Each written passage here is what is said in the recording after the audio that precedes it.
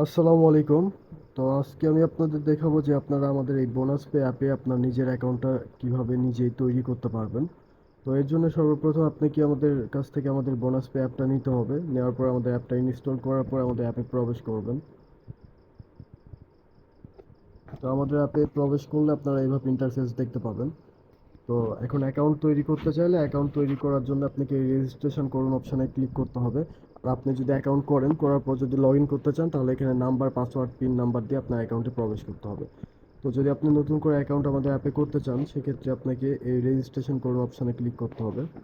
তো রেজিস্ট্রেশন করুন অপশানে ক্লিক করলে আপনারা এইভাবে দেখতে পাবেন, এখানে মোবাইল নাম্বার চাইবে, ইউজার নেম চাইবে, পাসওয়ার্ড, পিন, ইমেল চাইবে। তো আপনাকে এখানে মোবাইল নাম্বার দিতে হবে।